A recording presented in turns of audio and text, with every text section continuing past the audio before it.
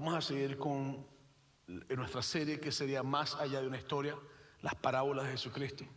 Y hoy quiero hablarte sobre unas parábolas que es muy importante el mensaje y la enseñanza que el Señor nos da a nosotros en esta parábola, porque es la parábola de la viuda y el juez injusto. Y esta parábola tiene que ver también con lo que hablaba la semana pasada. La semana pasada, irónicamente, yo decía que una fundación que no está bien hecha, cuando un terremoto viene y se cae. Eso es lo que yo decía la semana pasada. Y decía que la vida dependía en una construcción de las bases de una fundación. Y hablaba sobre nuestras vidas, en cómo fundarlas en Dios y no fundarlas en necesariamente una tendencia teológica, sino fundarlas en Dios. Pero una de las preguntas más comunes que a nosotros como pastores se nos hacen es ¿cómo podemos orar? O cómo orar. Es una pregunta súper común cuando uno está empezando en el Evangelio, o aún cuando uno ni siquiera está empezando el Evangelio, pero uno quiere hablar con Dios. Esa pregunta uno se la hace: ¿cómo puedo yo orar? Y yo quiero decirte hoy que la mejor forma de orar es orar de corazón, porque vamos a hablar sobre la parábola de la viuda y el juez, y esto tiene que ver con oración. La mejor forma de orar y la única verdadera forma de orar es orar con el corazón en las manos y sincero ante Dios. Esa es la mejor forma de orar.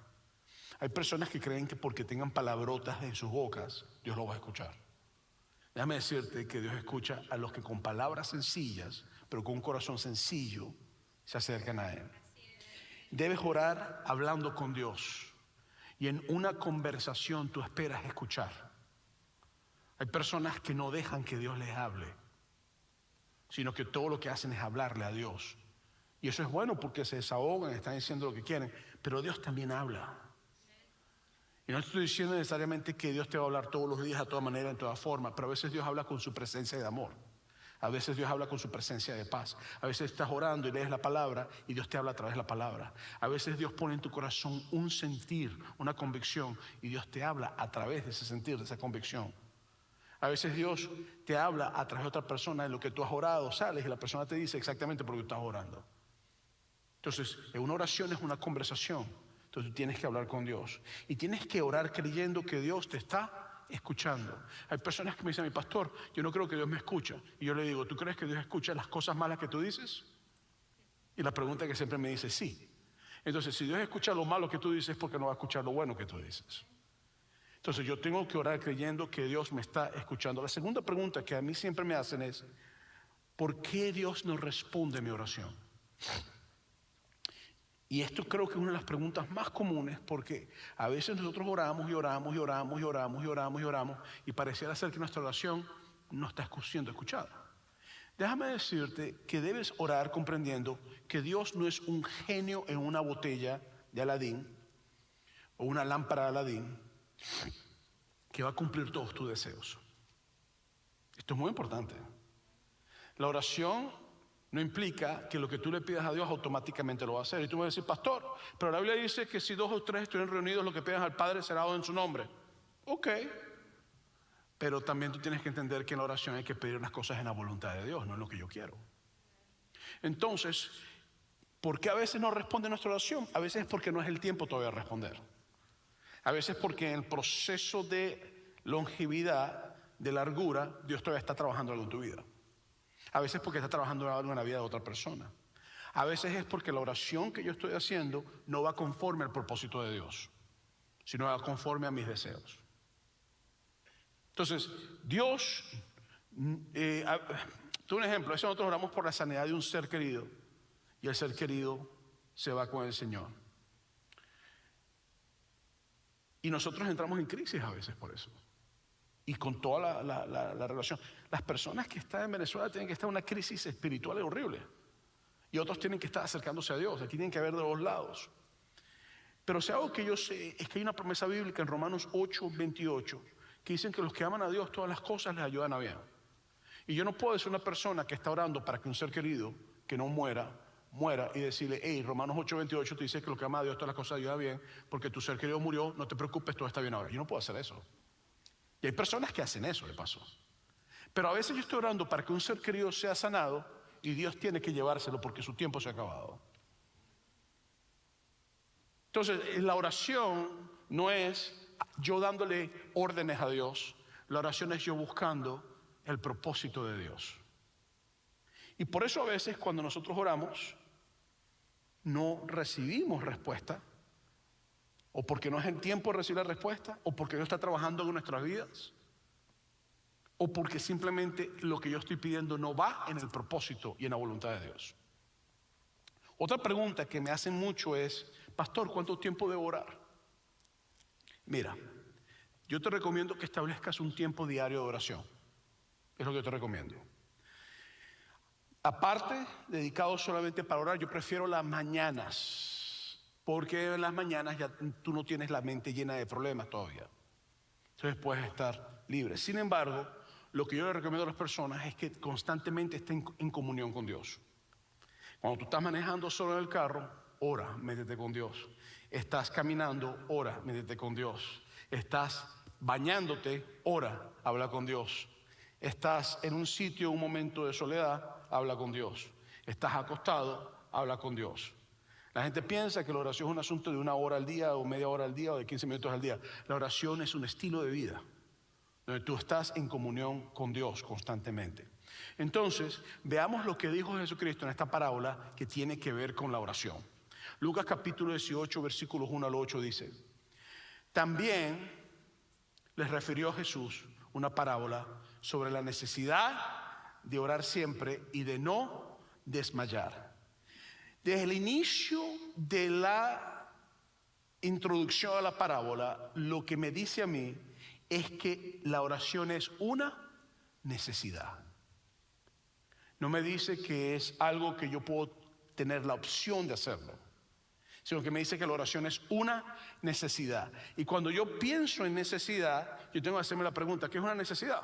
Bueno, una necesidad es la sensación de carencia de algo que resulta indispensable para la supervivencia, la salud o el bienestar. Es un impulso interno que motiva a las personas a actuar para cubrir esa falta. Entonces, Jesucristo no me dice a mí, o la Biblia no me comienza diciendo a mí, que Jesucristo refirió a esta parábola porque la oración es una opción. Y algunos de nosotros vivimos pensando que la oración es una opción, sino que la parábola me dice a mí que Jesucristo les dijo esta parábola para hacerles a ellos comprender que la oración es una ¿qué? Necesidad. Eso quiere decir que la oración es necesaria para mi sobrevivencia, que la oración es necesaria para mi salud, que la oración es necesaria para yo estar en un estado emocional íntegro. Y tú a lo mejor me dices: yo nunca he orado en mi vida, yo no necesito eso. Ok, pero si tú empiezas a orar ahorita y empiezas a hablar con Dios, tú vas a encontrar otro nivel de completud, de integridad holística que a lo mejor tú nunca habías tenido. Yo no puedo visualizar la oración como algo que yo hago cuando simplemente tengo una crisis o hago simplemente cuando necesito algo.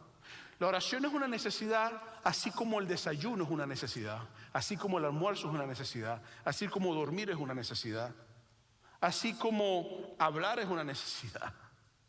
Entonces, la oración no es algo que yo puedo decidir hacerlo solamente en momentos determinados, sino que la oración es algo que yo tengo que tener un estilo de vida de oración.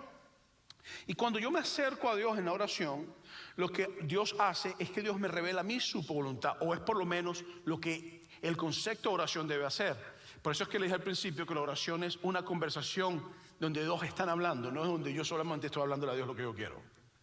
Y cuando Dios me revela a mí su voluntad a través de su palabra, a través de la forma que Él quiere hacer, entonces mi vida empieza a tomar la dirección en el propósito de Dios que tiene que ir. El problema es que a veces nosotros oramos pero no escuchamos la voluntad de Dios, porque no vemos la voluntad de Dios como parte de una necesidad, así como la oración también es una necesidad.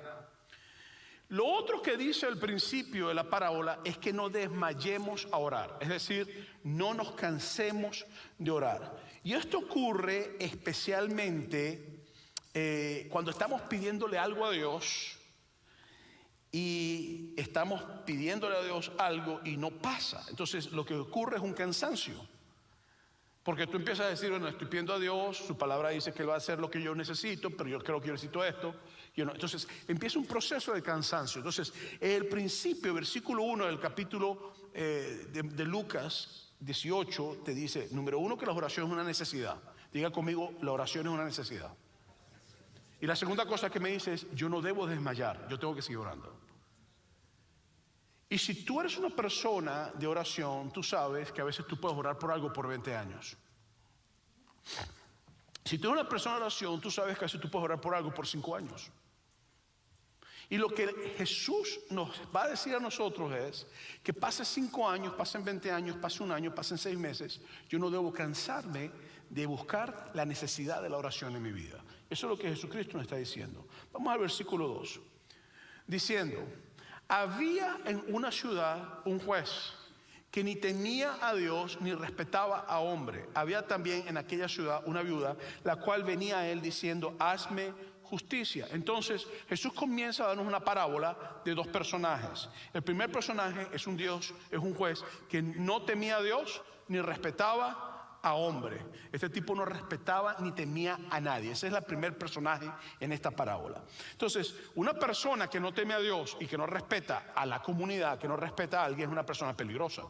Es una persona injusta normalmente. Es una persona corrupta normalmente. Y Jesucristo nos dice de que este era un juez. Como era un juez, tenía ¿qué? Poder, tenía autoridad, tenía soldados bajo su mando. Un juez podía decirle a un soldado, haz esto, y el soldado lo hacía.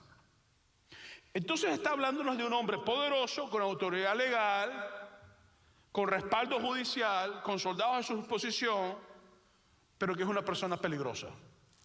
Porque es una persona con poder que no teme a Dios ni respeta a los hombres, a las personas. La segunda persona o personaje en la historia es una viuda. Y cuando tú te pones a pensar en una viuda en la época de Jesucristo, las viudas normalmente quedaban indefensas. Si no tenían hijos, si no tenían personas que puedan sustentarlas a ellas. Entonces, su lugar en la sociedad no existía. Una viuda era una persona igual que un huérfano en la época de Jesucristo. No tenía lugar en la sociedad. Y Cristo te habla de un juez poderoso, con todos los hierros, con todo el poder, y una viuda indefensa que no tenía dominio legal. Que su justicia dependía de un juez injusto. ¿Me estoy explicando, sí o no? Entonces, si tú te pones a pensar eso, Jesucristo te dice que esta viuda necesitaba que se le hiciera justicia. Así como dijo que la oración era una necesidad, esta viuda tenía la necesidad de que se le hiciera justicia. Entonces, lo que la viuda está pidiendo no es injusto, no es para sus deleites, no es para su deseo, sino que es justicia. Lo que la Biblia está pidiendo es algo que es justo, que es recto, algo que va conforme al propósito de Dios. Y lo que nos dice es que ella estaba pidiendo justicia contra su adversario. Era muy común que las viudas tuvieran personas que quieran quitarle la propiedad que ellas tenían por su esposo. Súper común. La historia no nos dice qué tipo de problema era, solamente nos dice de que había algo injusto que estaba pasando. Y ella fue a un juez injusto a pedir justicia ante un juez que no respetaba al hombre ni que le importaba lo que Dios quisiera hacer. Versículo 4. Y él no quiso por algún tiempo. Entonces la historia me dice de que esta viuda iba al juez injusto a pedirle justicia contra una persona que estaba haciéndole injusticia, un adversario, alguien que se levantó contra ella, y el juez injusto simplemente no le dio la gana de hacer la justicia que ella necesitaba. Sabiendo que era lo correcto, el juez no le importó hacer la justicia. Y por un tiempo, la Biblia no me dice si fue por un año, si fue por 2 meses, no me dice si fue por 2 años, no me dice si fue por 3 años. Solamente me dice por un tiempo. Y esa frase por un tiempo en la Biblia es bien interesante. Te doy un ejemplo. Te dice, y Satanás va a ser atado en el milenio. Es lo que te dice la Biblia. Y después te dice que después del milenio va a ser suelto por un tiempo. Y no sabemos cuánto es el tiempo. Entonces, a veces en la Biblia esa frase por un tiempo puede ser mucho tiempo. Y la vas a encontrar muchas veces en la Biblia. Entonces dices, y por un tiempo, y cuando nos a ver, eran como 10 años. Entonces, no sabemos cuánto tiempo esta mujer estaba sufriendo injusticia por un adversario. ¿Y cuánto tiempo estaba pidiéndole a un juez injusto que ocurriera la justicia? Seguimos el versículo 4. Pero después de esto dijo dentro de sí: aunque ni temo a Dios, ni tengo respeto a hombre, sin embargo, porque esta viuda me es molesta. Lo que te puedo decir es que esta viuda empezó a hacerse fastidiosa. Empezó a buscar tanto al juez y se le presentaba tantas veces frente a su jurado o a su tribuna, que el juez dijo: esta mujer está fastidiosa, viene todos los días, viene a cada hora y viene con el mismo caso. Estoy cansado ya de que me venga a molestar todo el tiempo. Yo no puedo seguir más escuchando a esta mujer con la misma matraca, con el mismo problema, con el mismo conflicto, porque ya esto se está convirtiendo en algo diario y yo no puedo aceptar esto. Y cuando llegamos al versículo 5, el juez decide hacerle justicia. Dice: le haré justicia, no sea que viniendo de continuo me agoste la paciencia. Entonces el texto me dice no que el juez hizo justicia porque él era justo o porque lo que ella estaba pidiendo era justo, sino que él hizo justicia porque se fastidió, se cansó, se agotó la paciencia con la mujer. Y el tipo dijo: no puedo seguir más con esto, hay que hacerle justicia. Vamos a darle a ella lo que es de ella. Versículo 6. Y dijo el Señor: oíd lo que dijo el juez injusto. ¿Y acaso Dios no hará justicia a sus escogidos que claman a Él día y noche? ¿Se tardará en responderle? Entonces, te hago una pregunta. ¿Cuántas veces tú le has pedido algo a Dios y Dios se ha tardado en dártelo? O tú cada vez que le pides a Dios: Señor, dame algo, aparece inmediatamente al lado tuyo. Porque si es así, ahorita necesito como 10 millones de dólares. Por favor, pídeselo y me lo traes aquí. El asunto es que Jesús dice que Dios no se va a tardar.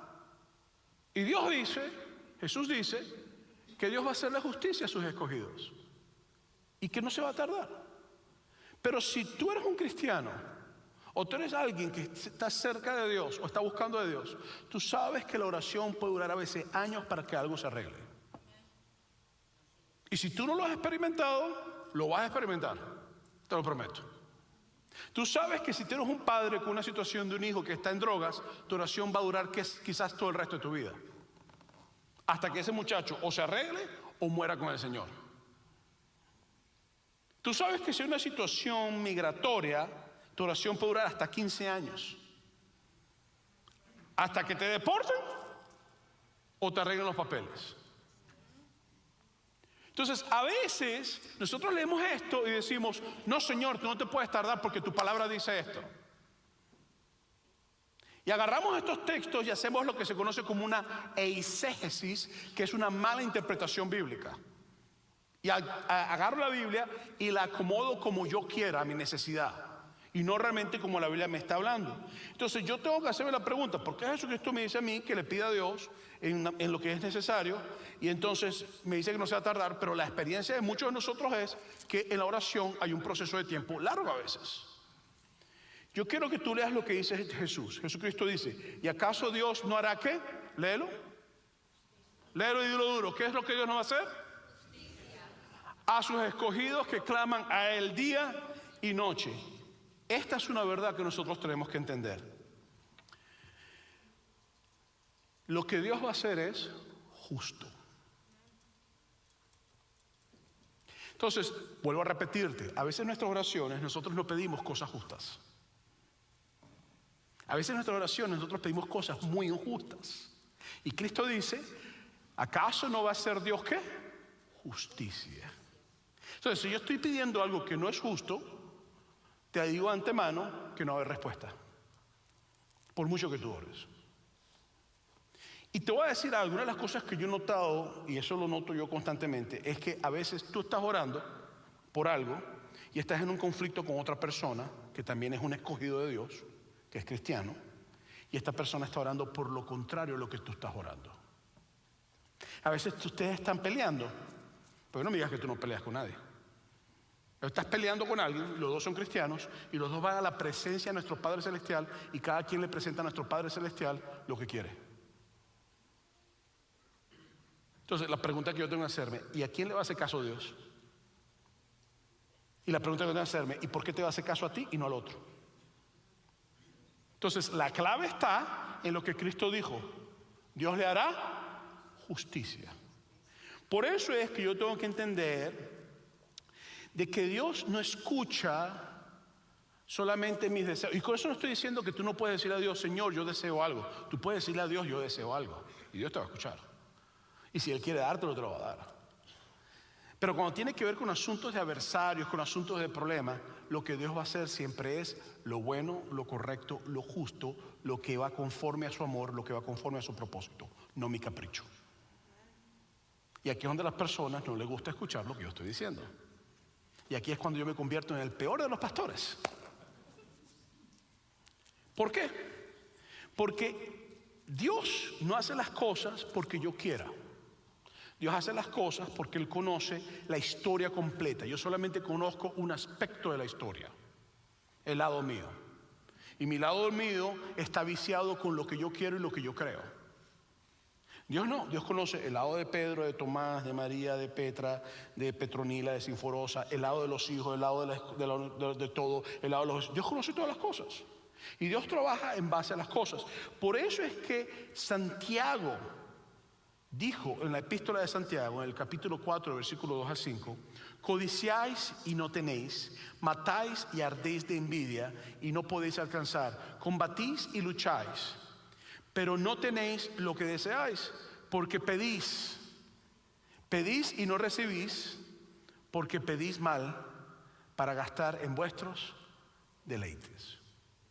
Entonces, lo primero que yo tengo que entender es que si yo pido para mis deleites conforme a Santiago, estoy pidiendo mal.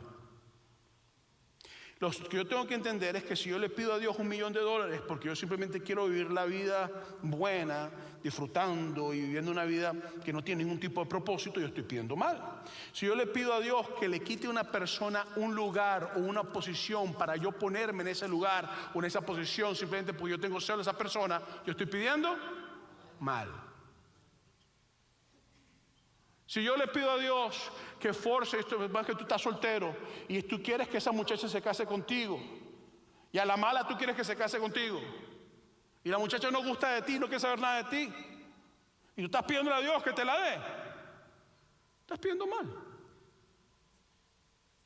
Porque así no funcionan las cosas. Dios, vuelvo a repetirte, no es un genio que cumple tus 3 deseos.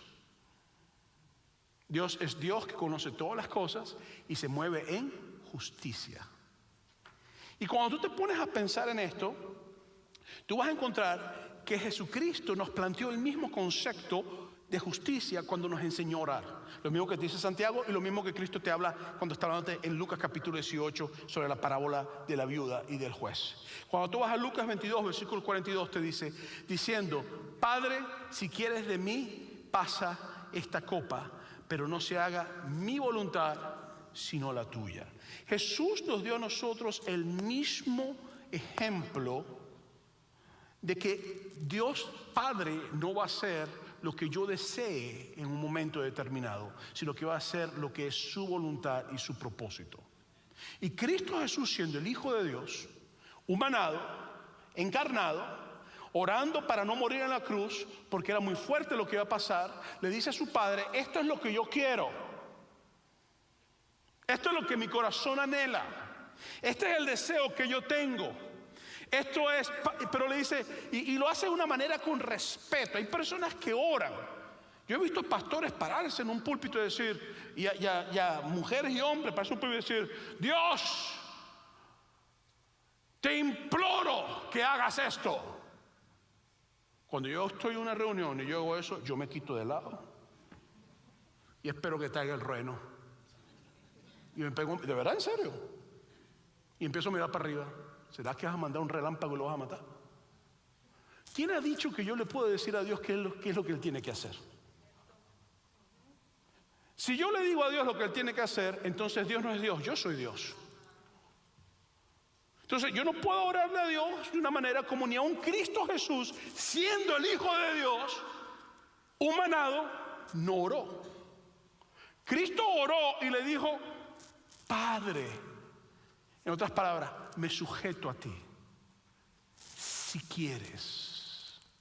En otras palabras, no lo que yo quiero, lo que tú quieras. Entonces, yo no puedo decirle a Dios, vas a hacer esto como yo quiera, como yo diga. Y hay personas que hasta le dan un ultimátum a Dios. Si tú no haces esto, yo voy a hacer esto. Buena suerte con eso, me cuentas cómo te fue.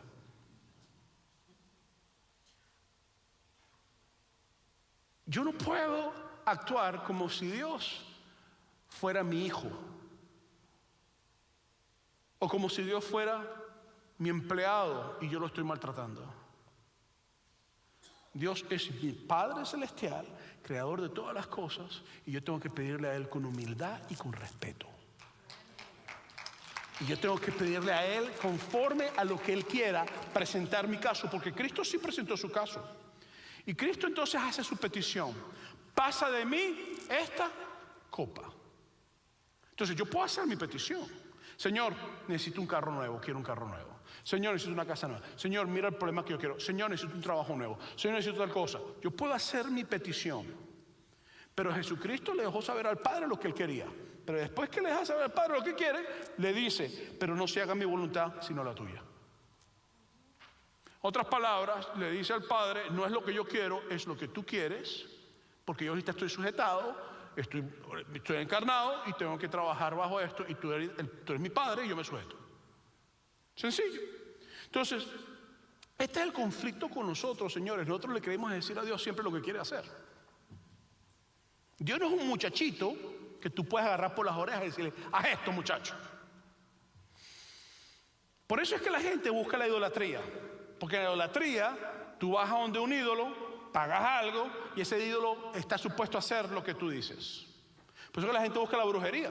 Porque en la brujería tú vas donde un brujo, pagas $2,000, $3,000, el brujo te da un maleficio, te da un asunto, y entonces tú sabes que ese dinero supuestamente va a ser que va a pasar algo, porque tú tienes la certeza que eso va a pagar. Tú pagaste para lo que ocurriera. Pero con Dios tú no puedes hacer eso.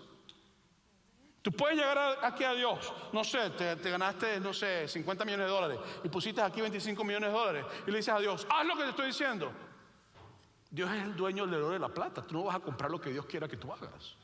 En la brujería sí, porque al brujo le importa mucho el dinero.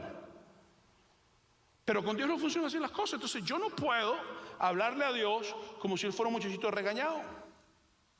Por eso es que Cristo, el día que iba a ser entregado, nos dijo sobre la oración algo. Dijo en Mateo 26:41, dijo: velad y orad para que no entréis en tentación.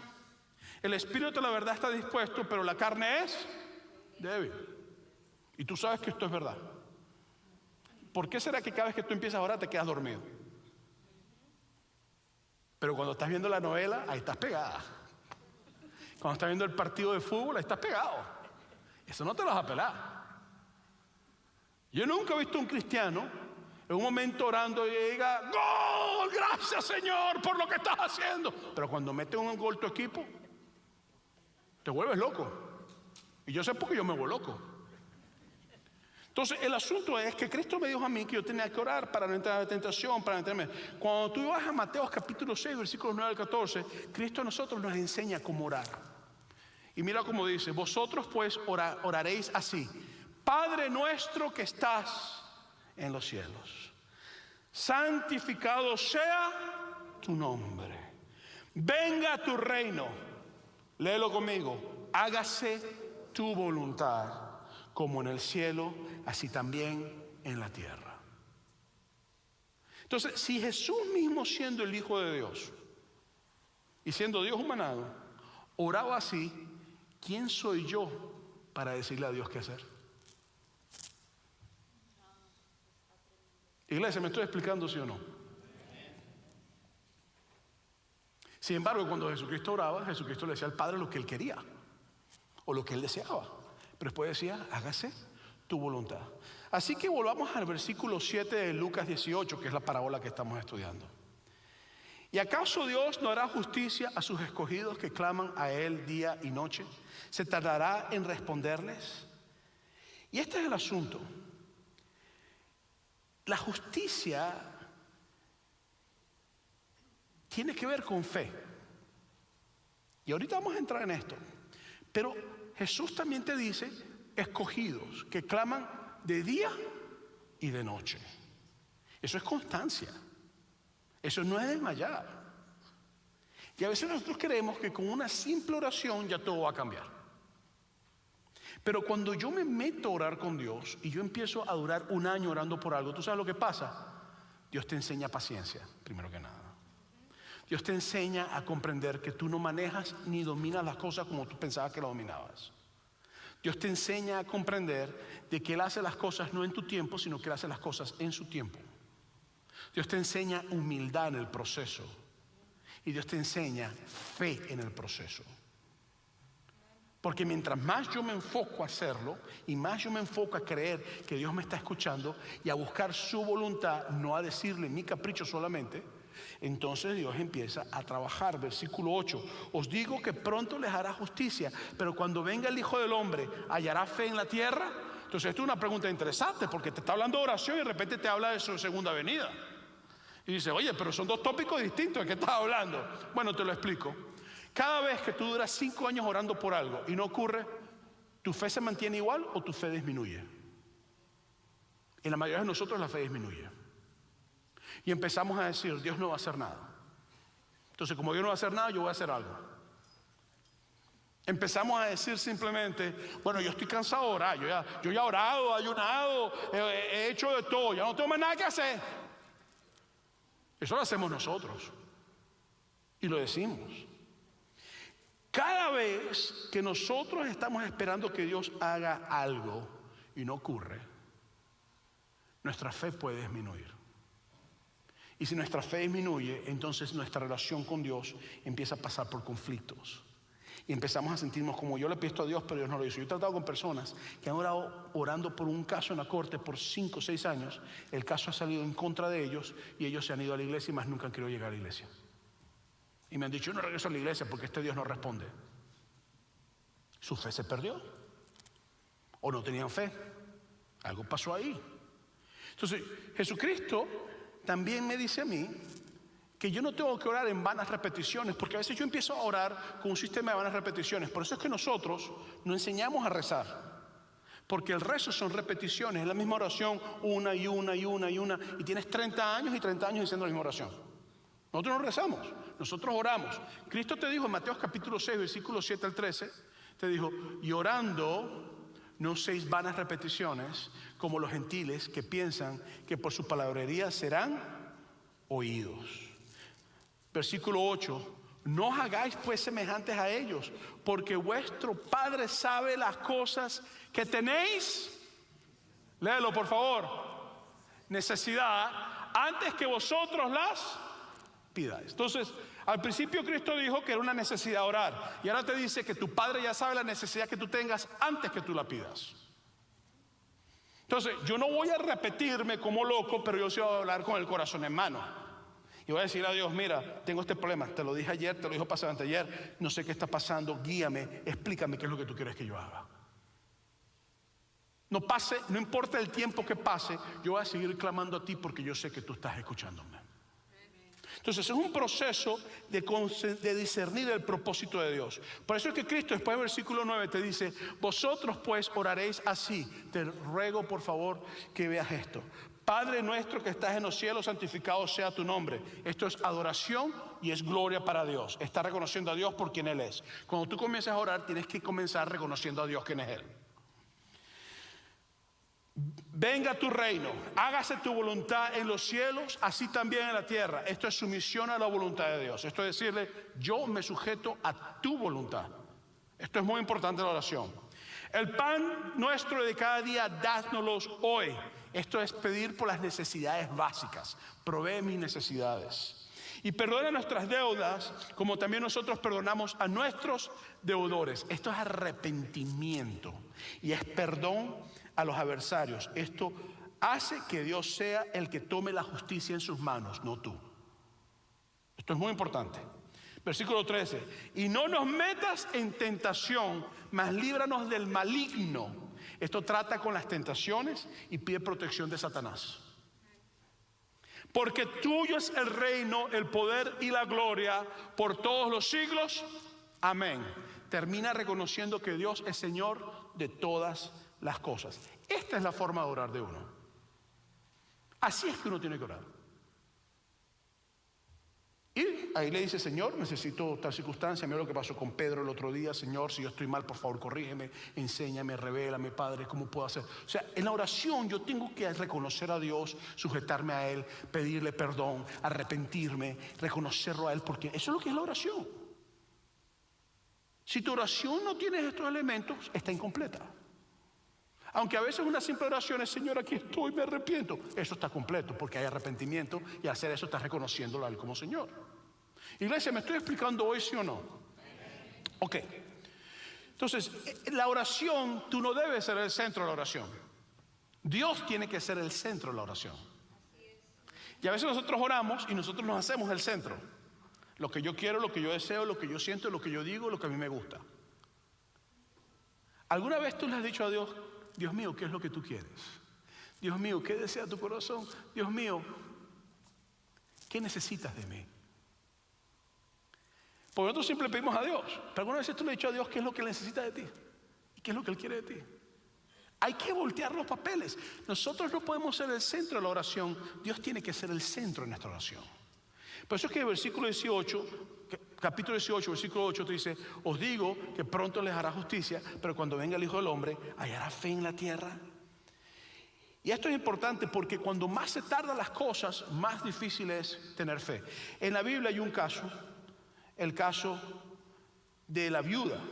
Estaba esperando y el juez injusto no le hacía su justicia, pero ella siguió, ella no perdió la justicia. Por eso hoy quiero decirte: no te canses de orar pidiendo lo que es justo ante Dios. No te canses. Aunque no pase, no te canses. Hazlo. Mantente día y noche pidiéndole a Dios que escuche, porque en su tiempo Él va a hacer. Tú vas a encontrar que este asunto de justicia es importante, porque Abraham comenzó a pedirle a Dios a los 75 años en Génesis 12 que le diera un hijo. Y en Génesis 15 habían pasado ya muchos años y aún la petición estaba presente. Y Abraham le dice a Dios: chico, te estoy pidiendo un hijo, me dijiste que me hagas un hijo, pero no lo has cumplido. Este siervo mío, este esclavo que yo tengo, que es Eliezer, va a ser el que va a heredar todo. Voy a tener que quedarme sin hijo, no voy a tener nada. Cuando tú llegas a Génesis capítulo 21, versículos 5 al 7, te dice que cuando nació Isaac, que era la promesa que recibió Abraham cuando tenía 75 años en Génesis 12, te dice que Abraham tenía 100 años cuando Dios respondió la promesa. Estamos hablando de 25 años hablando con Dios, esperando un hijo. Y Abraham se mantuvo. Por eso es que cuando tú vas a Gálatas capítulo 3, versículos 6 al 8, te dice: así Abraham creyó a Dios y le fue contado por justicia. Creo que estamos explicándonos bien en todo, ¿verdad? Y cuando tú te sigues moviendo en eso, tú tienes que comprender que tú tienes que esperar en el tiempo de Dios. Y a veces esperar en el tiempo de Dios te hace faltar la fe. Pero cuando tú esperas en el tiempo de Dios, Dios cuenta eso como justicia. Porque tú estás creyéndole a Él y no estás creyendo a tus deseos y a tus caprichos. Y ese es el problema de nosotros. Nosotros somos mini dioses en nuestras vidas. Nuestra vida gira alrededor de nosotros. Nuestros caprichos rigen todo lo que nosotros queremos a veces. En la oración el objetivo es desenfocarme a mí de mi persona y enfocarme a mí en Dios. Para eso es que yo oro. En 1 Tesalonicenses capítulo 5 versículos 16 al 18 dice: estad siempre gozosos, orad sin cesar, da gracias a Dios en todo, lo bueno y lo malo, porque esta es la voluntad de Dios para con vosotros en Cristo Jesús. Recuerda la parábola, versículo 7: ¿y acaso Dios no hará justicia a sus escogidos que clamen en Él día y noche? Entonces, hay algo interesante que Dios hace constantemente. Quiero darte varios consejos prácticos porque ya estamos concluyendo. En tu oración, lo primero que te pido es: busca la voluntad de Dios. En tu oración, enfócate a pedirle a Dios que te revele su voluntad. Eso es lo principal. Segundo, ora confiando que Dios te escucha. Tú tienes que llegar a la presencia de Dios creyendo que Él te está escuchando. Tercero, ora comprendiendo que no siempre lo que tú pides Dios lo va a hacer. No ores pensando que porque tú pides Dios lo va a hacer. 4, no te molestes si Dios no hace lo que tú pides, porque Él sabe por qué no lo va a hacer. 5, no te canses de orar Ora de día y ora de noche. Sexto, mantente firme en tu fidelidad a Dios y en tu fe, aun cuando haya tardanza de parte de Dios. No desmayes. 7, puedes tener la certeza que Dios va a hacer lo que es justo y necesario. Eso lo puedes tener claro. Y 8, termino diciéndote que el centro de tu oración tiene que ser Dios, no tú. Iglesia, te invito a estar en pie. Quiero invitar a los compañeros de oración, por favor, que pasen al frente.